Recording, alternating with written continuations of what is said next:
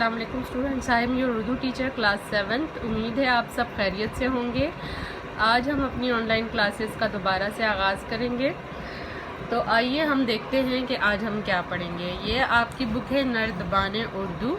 मुझे उम्मीद है कि आप सबके पास होगी। अगर नहीं है तो आप इस पर से लेसन देख सकते हैं और अपनी कॉपी पर इसको लिख सकते हैं। ये एक्सरसाइजेज आप अपनी कॉपी पे कर लीजिएगा, ठीक है। तो आज हम जो लेसन पढ़ेंगे, सबसे पहला उसका नाम है हरूफ तहज्जी की तरतीब।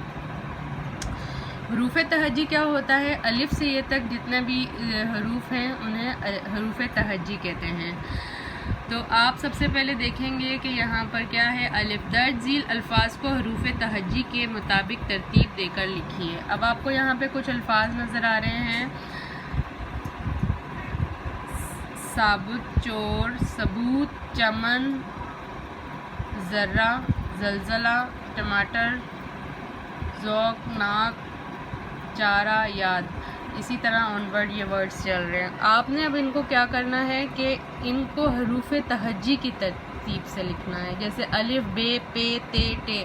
अब आपने देखना है कि सबसे पहला लफ्ज़ जो है वो कौन सा है। इसी तरह फिर दूसरा देखना है, जैसे से है, से पहले आता है, चे बाद में आता है, तो आप से वाला लफ्ज़ पहले लिखेंगे, चे वाला बाद में लिखेंगे। इसी तरह सारे वर्ड्स देखेंगे, उसको अल्फ़ाबेटिकली जैसे कहते हैं, इसी तरह हरूफ तहज्जी की तरतीब से लिखेंगे, ठीक है। और ये नीचे बॉक्सेस दिए हैं, इनमें लिखने हैं। और अगर आपके पास ये बुक नहीं है तो आप इन्हीं यहाँ से अल्फाज देखकर अपनी कॉपी में उसको तरतीब से लिखेंगे, ठीक है।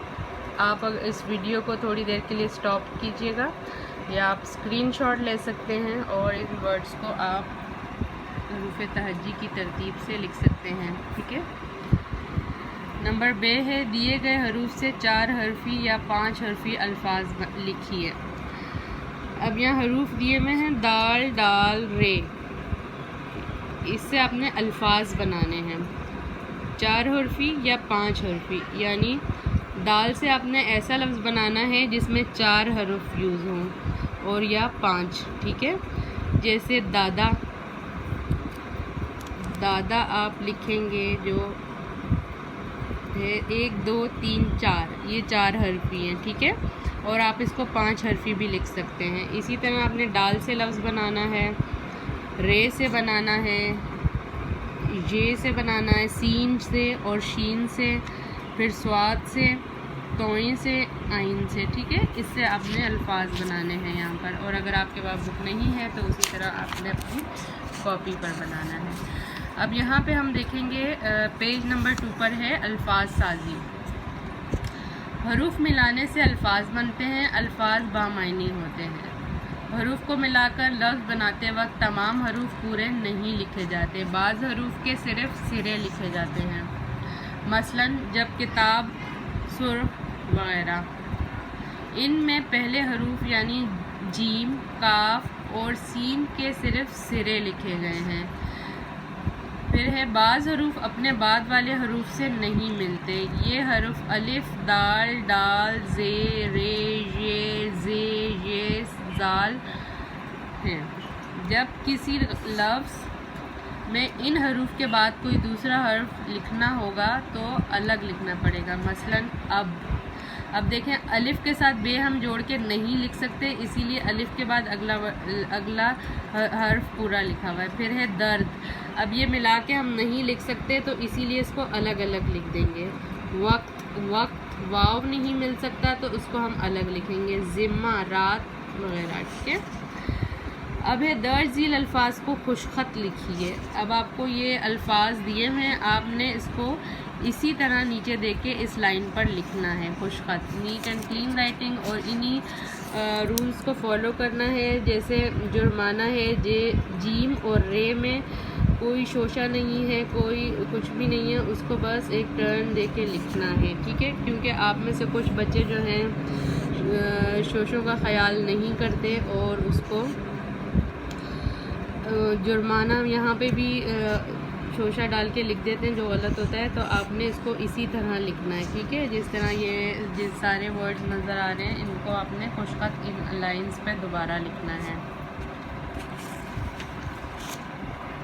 اب ہم آ جائیں گے صفحہ نمبر 3 پر. یہاں پر ہیں حرکات یا اعراب کی شکلیں اور استعمال. اب سب سے پہلے ہے زبر. زبر جو ہے یہ اوپر آتا ہے، اور زیر جو ہے یہ لفظ کے نیچے آتا ہے. پیش یہ لفظ کے اوپر آتا ہے. جزم دو لفظوں کو ملاتا ہے اور یہ بھی لفظ کے اوپر آتا ہے. شد یا تشدید یہ بھی لفظ کے اوپر آتا ہے. مد یہ بھی لفظ کے اوپر آتا ہے. ٹھیک ہے، جیسے آپ کو یہاں دکھایا ہوا ہے اب اس پر زبر ہے تو یہ الف پہ آئے گا، اور الف زبر بے اب ہم اس طرح ساؤنڈ لیں گے. اور یہ زیر ہے تو ہم اس کی ساؤنڈ ان لیں گے. ٹھیک ہے، پیش ہے تو ہم پل پڑھیں گے. اسی طرح درست. اب یہ جزم دیکھیں رے اور سین کو ملاتا ہے. رے پہ پیش ہے اور سین پہ جزم، تو درست پڑھیں گے. ٹھیک ہے، اور یہاں پہ شد ہے تو اس کو ہم مرکب پڑھیں گے. ٹھیک ہے، اب یہ دیکھیں اس پہ زبر ہے حد، اس پہ زیر ہے تو اس کو کن پڑھیں گے. اس پہ پیش ہے تو اس کو سر پڑھیں گے. اگر اسی پہ زبر آ گیا تو اس کو سر پڑھیں گے، اور اسی کے نیچے زیر آ گیا تو اس کو سر پڑھیں گے. ٹھیک ہے، صبح، مشقت، کل، دل، چپ، قبر، ترقی. ٹھیک ہے، یہ آپ کو اس میں نظر آ رہا ہوگا کہ زیر زبر اور پیش میں پڑھتے وقت کیا ڈفرینس ہوتا ہے. سب کے، سن، سب، مدت. اب ہے مد کی شکل اس طرح ہوتی ہے، اور الف کی آواز دیتا ہے، اور الف کے اوپر لکھا جاتا ہے، جیسے آنا، آگ، آلہ، آس. اب اگر ان پہ مد نہیں ہوگا تو اس کو ہم انا پڑھیں گے. ٹھیک ہے، آگ، اگ پڑھیں گے. آلہ تو اس کی ساؤنڈ الگ ہوگی، آس کی بھی الگ ہوگی. ٹھیک ہے، لیکن اگر اس پہ مد آ جاتا ہے اس کو ہم الف کو ہم جیسے 2 دفعہ ساؤنڈ لیتے ہیں نا، اس طرح پڑھیں گے. آنا، آگ، آلہ، آس. ٹھیک ہے، اب ہے تنوین. تنوین دو زبر اکٹھے ہوں تو اسے تنوین کہتے ہیں. ٹھیک ہے، اور یہی نیچے آ جائیں تو 2 زیر کے لائیں گے. ایک الٹا پیش، ایک الٹا پیش، ایک سیدھا پیش. ٹھیک ہے، اس کو بھی اس طرح لکھا جاتا ہے. ان کی آواز دیتے ہیں تقریباً، جیسے ہم اب اس میں یہاں پہ بتایا گیا کہ اس کا استعمال کیسے ہوتا ہے. اب جیسے اس کے نیچے، اس کے اوپر 2 زبر ہے تو ہم اس کو پڑھتے ہیں تقریباً. مثلاً، شمالاً. ٹھیک ہے، نسلاً بعد نسل، مشارن الیہ. ٹھیک ہے، اب ہے زبر اور الف کا فرق. حل، حال. اب زبر میں ہم حل پڑھیں گے اور الف کے ساتھ ہم حال پڑھیں گے. اس کو تھوڑا لمبا کر لیتے ہیں ساؤنڈ کو. ٹھیک ہے، پیش اور واو کا فرق. پیش ہے سنا، اور جب واو آ جاتا ہے تو وہ سونا بن جاتا ہے یا سونا بن جاتا ہے. ٹھیک ہے، زیر اور یہ کا فرق. مل، میم زیر لام مل ہوگا، لیکن جب یہ آئے گا تو اس کو تھوڑا لمبا کر کے پڑھیں گے میل. دن اور دین. نر، تلا، رکا، بھیڑ، بن. ٹھیک ہے، درج ذیل الفاظ کا فرق بھی دیکھیے. زبر ہو تو، زیر ہو تو، کوئی حرکت نہ ہو تو. اب دیکھیں، زبر ہو تو میل، زیر ہو تو میل، کوئی حرکت نہ ہو تو میل پڑھیں گے اس کو. ٹھیک ہے،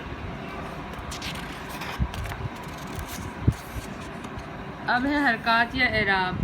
ذیل کے الفاظ پر اعراب لگائیے. اب آپ نے ان الفاظ پہ اعراب لگانا ہے. جیسے عقل ہے، الف پہ زبر آئے گا، کاف پہ جزم آئے گا. ٹھیک ہے، مفت، میم پہ پیش آئے گا، فے پہ جزم آئے گا، اور تے جو ہے وہ ساکن لفظ ہوگا. کتاب، کاف پہ زیر آئے گا، تے پہ زبر آئے گا، اور بے ساکن لفظ ہوگا. اسی طرح آپ نے ان سب پہ لگانے ہیں. جیسے کہ لفظ مثلاً، اب یہاں پہ اگر اس پہ جزم نہیں ہے تو مسئلہ پڑھا جا رہا ہے. لیکن اگر ہم اس پہ اعراب لگائیں گے تو اس کے اوپر دو زبر لگائیں گے تو یہ مثلاً بن جائے گا، ٹھیک ہے۔ الف اور بے کے درمیان دیے گئے اشاروں کی مدد سے ترتیب حروف کو ترتیب وار بے کے خانوں میں لکھیے اور اعراب لگائیے۔ اب یہ دیکھیں آپ کو الفابیٹ دیے ہوئے، یہاں پہ حروف دیے ہوئے ہیں، آپ نے اس کو اس سے ایک لفظ لکھنا ہے، جیسے اس میں اشارہ دیا ہوا ہے کہ یہ ایک تہوار کا نام ہے، تو ہم دیکھیں تو یہ عین، یہ اور دال، عید ملتا ہے، ٹھیک ہے۔ آپ نے یہاں پہ عید لکھ لیا۔